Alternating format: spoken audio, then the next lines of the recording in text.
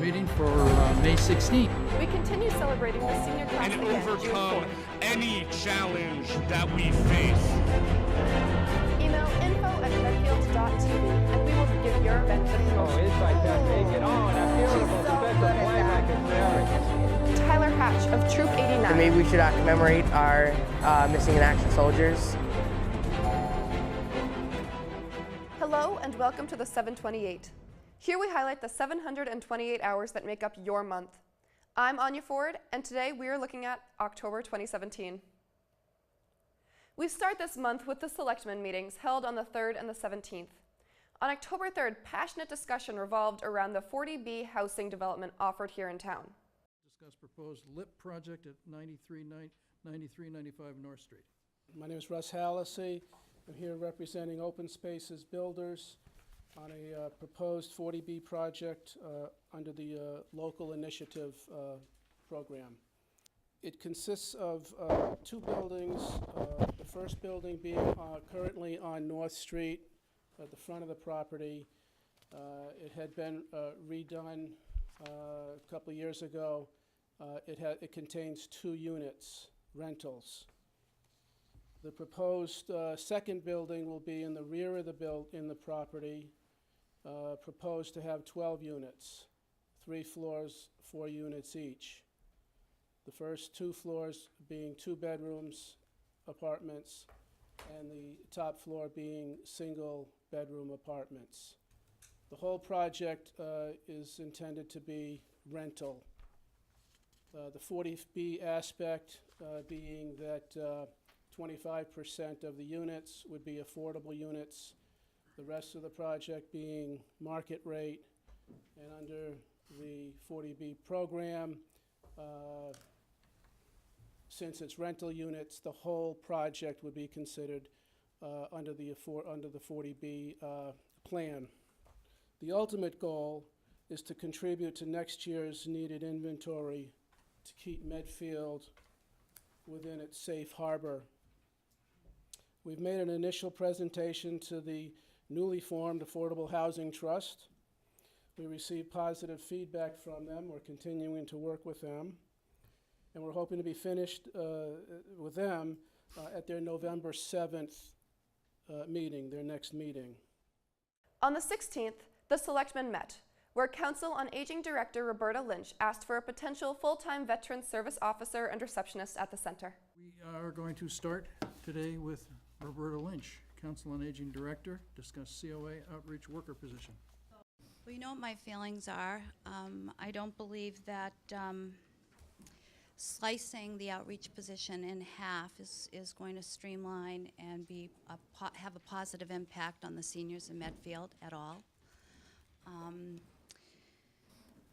You know, our mission at the Council on Aging is to provide services for seniors so that they can age in place and they have quality of life. And to do that, in my opinion, having been director for 16 years of this department, one full-time outreach worker is what I want for my department. I understand the situation that the town faces. However, I have to look at what's best for my department and for the services we provide. I think that having 2 part-time outreach worker limits relationship building with the seniors. It also provides either a duplication of services, which is a waste of money and time, or a lack of services, which is a problem for the seniors in town. It's a major administrative challenge, I think, for me, as I will be training 2 people for 1 job, when I would much prefer to have consistency with 1 full-time person. There's no guarantee that my hours in the building would be mirrored, and that's one of the things that I'm most in favor of, is to have mirrored hours with me so that I have the opportunity to attend meetings and conferences. And most importantly, the recruitment of the proposed position, in my opinion, will be difficult. I think what we talked about is there would be a full-time employee. 1 full-time employee. No, if I could finish the sentence.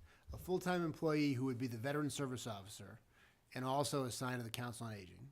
And then there'd be a second part-time employee also assigned to the Council on Aging. I think that was the working assumption That we were operating under, that you would combine whatever amount of time was needed for the veteran service work, and then the other person would be half-time and assigned to the Council on Aging. That was, I think, what the working suggestion was in our meeting. So in essence, you currently have, or you have had, a full-time outreach worker. That's one full-time equivalent. And we've had a half-time VSO. And the job for the VSO is not any greater than half-time, except that the law requires us to have a full-time VSO who doesn't have to work full-time as a VSO. So what we're really trying to do is just figure out how to take 1.5 full-time equivalents across 2 jobs right now and reconfigure it to keep it at 1.5 time full-time equivalents in a way that might actually give an added benefit, but at the very least would be equivalent.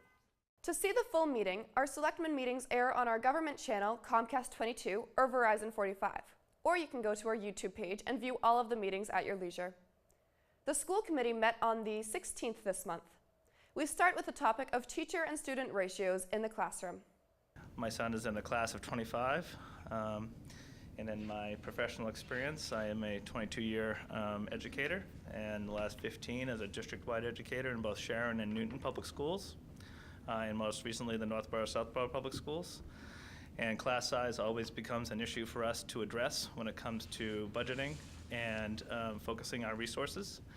And as you know, we live in a wonderful town, and we have a wonderful school district.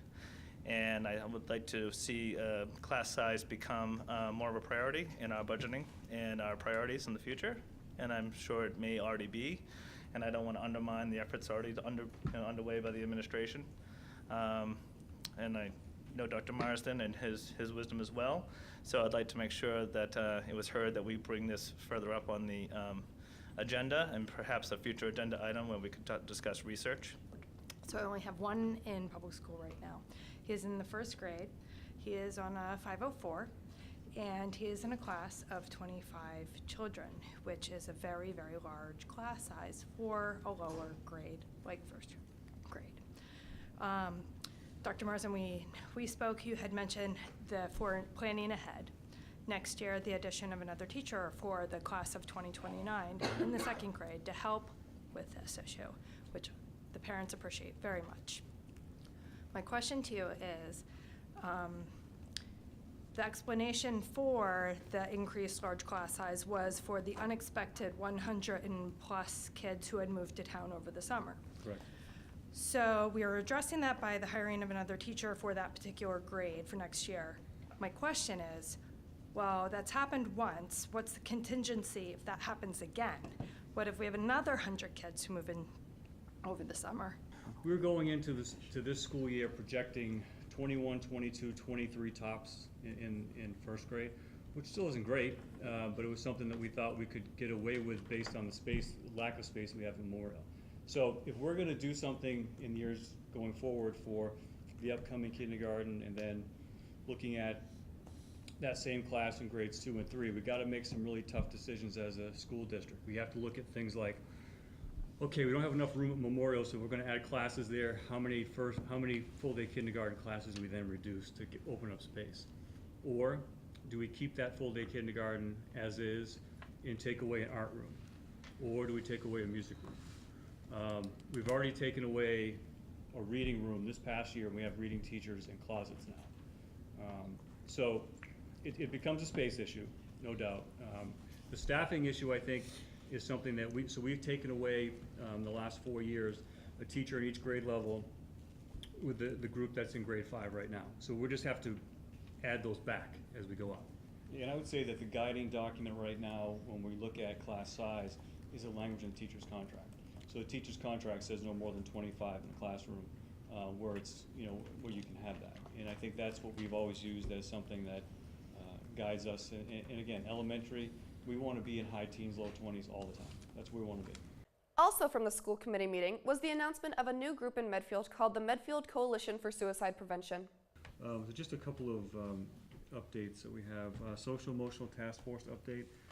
So I've met with Susan and David today, actually, and we're looking at some of the folks that want to participate in that. We had a great response from parents and teachers and administrators and students, so it's a really good response. Over 40 parents volunteered to be on this, probably the same amount of teachers as well. So we're going through those right now, and we're going to be notifying folks probably next Monday or Tuesday. So we originally had a kickoff date for November 2nd, but there were some conflicts with that. So we've now changed the kickoff to November 7th, which is a Tuesday, in this room at 3:30. So we're looking forward to that. But a lot of great people with really diverse backgrounds have submitted applications to us. So we're going to get some work done, which is great. Medfield Coalition for Suicide Prevention. So that came out of really just an email invitation from Youth Outreach and others, and Aine, you were part of that as well. Just trying to get folks in the community together to talk a little bit about suicide prevention and where we're going with it. We've had two really successful meetings. It's actually going to be a subset of MCAP at this point, and they set up a GoFundMe page at the last meeting to try to get some revenue together to do a strategic plan and hire someone to do that. So again, really engaged group of people that want to do some really good work for our community, and we've worked with Riverside as part of that to facilitate this process with us, which has been great. Riverside's coming in December to do some training of our staff on suicide prevention as well. So I don't know, Aine, if you want to add anything else, but it's been a very positive experience so far. Yeah, I think this ties in with the initiative, the social emotional learning, the task force. I mean, this is a big not just a school issue, but a community issue, and you're going to mention the interface as well. So I feel very hopeful that key community members are coming together, these women here, and professionals. So I'm grateful that we're working on this. So continuing our theme of mental health awareness and interface meeting update. So we had our meeting with stakeholders with Interface a couple of weeks ago. There were members of school committee, police chief, folks from Medfield Youth Outreach, our guidance staff, principals. So we had a lot of folks there to go over what this service is going to be like for our community. Very positive meeting. We've signed the contract. We're starting and going live on November 1st. So they're helping us with some information now so we can get the word out to our parents, our community, and then the community at large, because it's not just a school service, it's a community service. So Jeff, can you give a small nugget of exactly Sure. what Interface is? Because there are people here. Yep, I did it in the past, but I'll do it again, no problem. So Interface is going to be a mental health service, a mental health phone call you can make, service provider to hook you up with whatever service you need. Instead of going through your doctor, your primary, and waiting 2, 3, 4 weeks for service, all Interface does is align people with the correct services they need in mental health. So we're looking forward to that. Many districts and many towns have that service, and November 1st we're finally going live on that, so that's going to be great. You can support this group by donating to its GoFundMe page, as their statement on that page says, quote, "The Medfield Coalition for Suicide Prevention recognizes the public health crisis that has touched our community. In order to further awareness, the MSSP has created this GoFundMe account in order to raise funds to hire a consultant to develop a strategic plan for suicide prevention among all ages in Medfield and create and disseminate printed resources. We cannot do this without you." To see the full meeting, our school committee meetings air on the education channel Comcast 12 and Verizon 36, or go to our YouTube page to watch at your leisure. Medfield TV hosts its first live debate this month with the Bristol-Norfolk State Senate special election. Democratic candidate Paul Feeney won this district. Here is his closing statement from that debate. It's been an incredible pleasure to campaign throughout the Bristol-Norfolk district, especially here in Medfield. This is an incredible opportunity to go out and to talk to people, to connect with folks, to find out what the issues are that are facing working families throughout this district, to have a conversation. We've done that. I'm proud to say that my campaign has campaigned positively. That not only myself, but every single person on my team has kept this campaign about values and ideals, the ones that I talked about tonight. I'll shy away from who I am, who I stand up for, who I've fought for my entire career. And I certainly won't do that because I'm running for state senate. We've kept this campaign about issues and values because that's what the people of this district deserve. We've heard the talk about partisan rhetoric, and then my two opponents engage in it. I was just given a flyer that my opponent, Jacob Ventura, put out today, one of many, I don't know if this one's funded by his campaign or the National Republican group that's been funding the other mailings that are hitting this district, but they're meant to scare people. It's about fear and divisiveness that comes from my opponents. It's about splitting people apart, putting them into groups. It's about bullying. That's not what we do. We're better than that. We can disagree without being disagreeable. We don't have to agree on every issue, but we need to come to a consensus that we're all fighting for the better good. And I don't think my two opponents are bad people. I think, honestly, I've met them throughout this campaign. They're good people at their core. But they get caught up in politics as usual. When you work for a political consulting firm, as Joe has, or when you move into the district just to run for a seat, as Jacob has, you don't have respect for the people of the district. I do. I'm from here. I've worked here. I've volunteered here. I've served here. As a selectman, as a chief of staff, as a volunteer. My wife owns a small business in our home. That means something. That means something in our next state senate. Experience matters. Our life experiences matter. And the way in which we campaign and respect the will of the voters and respect the process matters. I've been blessed to have this opportunity. I've also been blessed to have the support of so many people along the way. Voters throughout this district, the Sierra Club, the Environmental League of Massachusetts, Planned Parenthood, as I mentioned, the Massachusetts Coalition of Police, the Professional Firefighters in Massachusetts, the Massachusetts Nurses Association. These groups endorse me because I agree with them on their values. Their values of sticking up for people, of serving our communities, of serving the Commonwealth of Massachusetts. We have a clear choice on Tuesday, October 17th. I urge you to get out and vote. They're saying that the turnout's going to be extremely low. We need every single vote out there. Join me in rejecting politics as usual, which we saw on display tonight. I ask for your vote on Tuesday, October 17th, and I thank you so much for this incredible opportunity. Thank you. Another first for Medfield TV was in September on Medfield Day, as we held a game show, Do You Love Medfield? That show is now fully edited and can be viewed in its entirety on our Facebook page. Here's a clip of that event. So we crushed Medfield Day. It was an absolute success. What we wanted to do was do a game show. We wanted to give away some t-shirts, get some people to scream Medfield TV. We nailed it in every account. Do you love Medfield?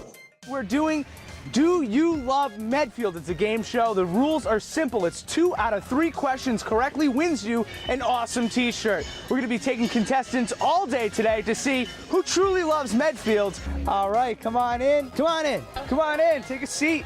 Hey, how are we doing? How are you, buddy? Hello, how are you?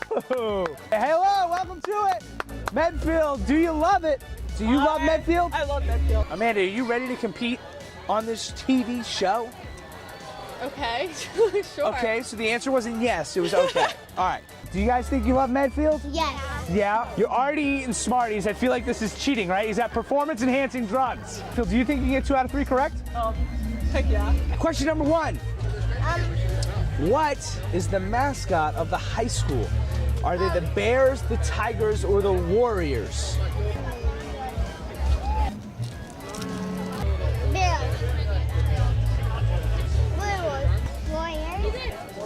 It's the Warriors. Absolutely correct. Nice job.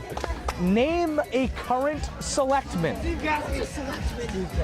Question, what is a selectman? Oh, man. What is Medfield's colors? Medfield's colors. Oh, this is a tough one. Blue and white. Blue and white. Absolutely. Nice. Yeah. All 3 of you, final answer on that?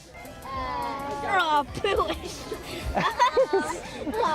Jordan's just concentrating on her candy right now. B, Cultural Alliance of Medfield, or C, the Medfield Parks and Rec? A, B, and C. I'm gonna go Dale Street. Dale Street School is the correct answer. All right, Hinkley Swim Pond is correct. Question number 2. Yeah, okay. Finally be on TV. You will finally be on TV. Hey Siri, who's the current selectman of Medfield? Okay, I found this on the web for who is the current selectman. Something tells me you can't Siri this one. All right. Oh, Sir Peterson. That is actually correct. B. It's C. What? I don't know. C? I didn't even give a C. Final question. You got to get this right in order to win your t-shirt. You're here at Medfield TV's booth. What is the best TV station to watch if you're going to get the very best coverage of Medfield? Medfield TV. Medfield TV.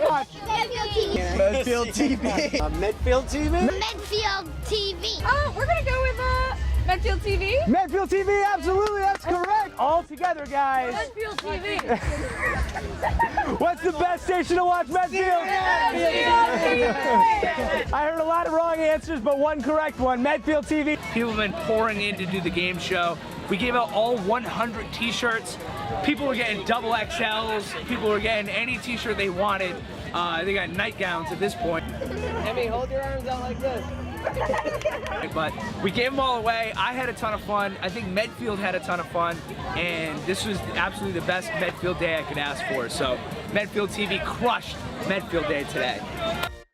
The library in town celebrated its centennial this year on Sunday, October 1st. Medfield TV produced a video to go along with the event.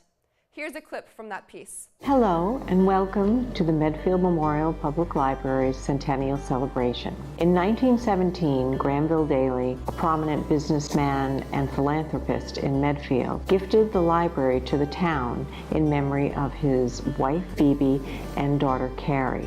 To commemorate this wonderful historic event, we have interviewed a select few members of our community who will bring a unique perspective to the history of the library and its importance to the town.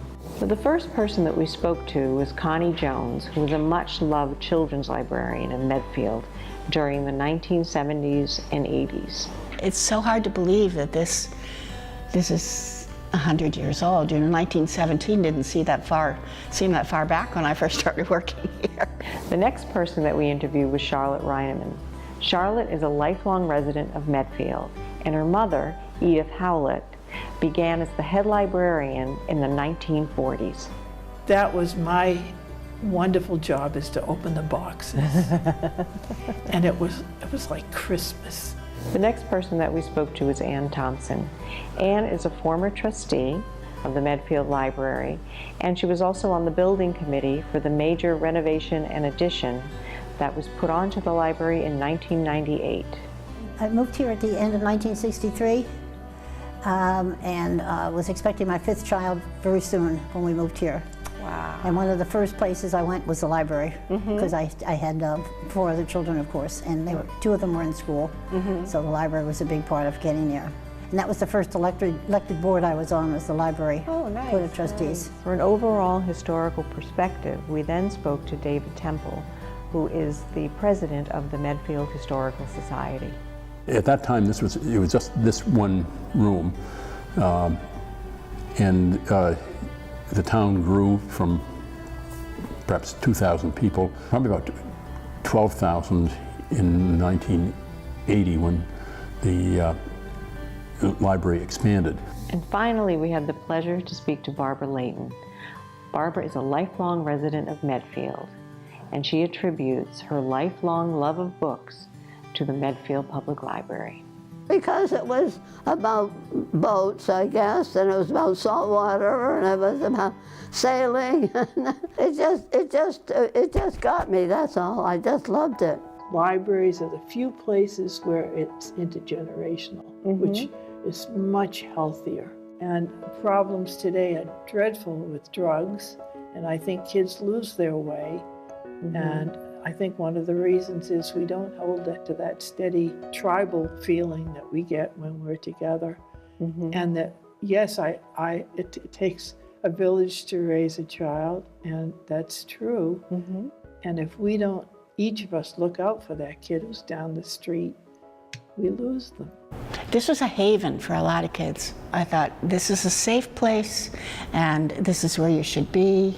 You know, there are the appropriate role models around you. I think in this day and age, public libraries are more critical to the population than ever. They're such an enormous resource for people looking for work, for people who can't afford a computer at home so that they can stay connected. And there's something so comforting about opening a book and holding it, and it's a treasure trove of knowledge. Another show on Medfield TV that sums up the month is Happenings in Medfield with host Ann Thompson and her guest, Town Administrator Mike Sullivan. Here's a clip of this month's episode. Just talking to someone, I went to the post office to mail some bills at lunchtime, and I was talking to somebody there who had gone in for a tour of the new affordable housing units on North Street, a very attractive building that Bob Burley did. So I asked, of the 8 units, 2 are affordable and 6 are market rate. So I asked what the rents were for the market rate units, and how much? And for I think for a 2-bedroom, it was $2,200 a month. A month, yeah. For 2 bedrooms. 2-bedroom, yeah. And well, when you hear the prices in Boston, you know, you're talking about $4,000 or $5,000 a month. So, but to me, how many people can afford that? And as this individual said, for that amount of money, you can almost have a mortgage. You can buy a house with pay the mortgage payment. So, but. For over 30 years, the third graders in the Wheelock Elementary School dress up as pilgrims and head up to the trustees of the reservation's Rocky Woods property on Hartford Street, where they immerse themselves in history for the day. They fish, hike, do archery, and, the highlight, prepare a meal that the pilgrims themselves would have eaten over an open fire, consisting of stew, applesauce, chicken, cornbread, and doughboys. Here's a clip from that event Medfield TV was able to cover. This October was the annual 3rd grade feast at the trustees of the reservation's Rocky Woods property on Hartford Street in Medfield. For over 30 years, every 3rd grader at the Ralph Wheelock Elementary School dresses as a pilgrim and goes on a field trip to Rocky Woods. The children immerse themselves in history as they learn about the lives of pilgrims in Massachusetts hundreds of years ago. They partake in archery, fishing, hiking, games, and even cook a meal over a fire, just as the pilgrims once did. Girl Scouts in 8th grade, as well as Girl Scout moms, spend the day teaching the 3rd graders how to build and tend to a fire. Wheelock teachers lead the boys and girls in each activity. The entire grade participates in this popular event over 2 days, and many Medfield High School graduates still fondly remember the experience. Preparing for this day takes weeks for both the event organizers and the students. The children make their own costumes and learn about how the pilgrims hunted, planted vegetables, prepared food, and lived their daily lives. Every year, this event continues to provide a unique experience for young Medfield residents to enjoy. Hi, Medfield! We're at the Rocky Woods field trip for the 3rd graders. Yep. We finish this packed episode with something everyone can enjoy. A story of the most famous dog in Medfield, Franklin the service dog. Franklin works at the Wheelock School helping students with all kinds of things throughout the day. Here's a clip from our Medfield TV presentation about how Franklin working at the school came to be. You know, again, I did some research as well, and I had the opportunity to interact with a service dog in another district that I worked at. So I just saw the effect that that dog had. I was in preschool at the time, and just, you know, how happy the kids got whenever the dog came to visit. So I knew, you know, that a service dog here would just brighten up everyone's day. You know, that was the biggest goal for me. But also had read about how there were kids, especially struggling readers, who sometimes read to a service dog, and they're a non-judgmental audience, so even if they're apprehensive about what their reading sounds like, you know, the dog just listens and gives them a kiss at the end.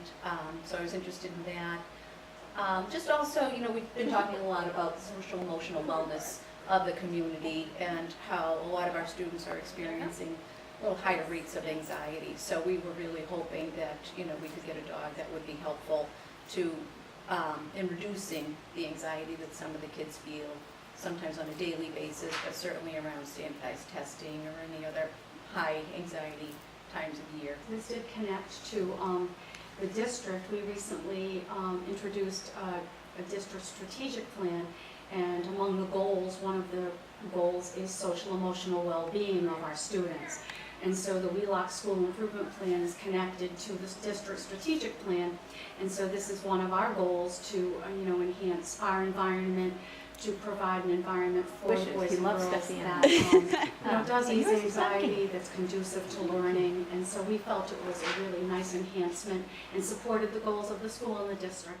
That show can be viewed at our education channel, Comcast 12 and Verizon 36. That's it for the 728 this month. I'm Aine Ford, and from everyone here at Medfield TV, thanks for watching. The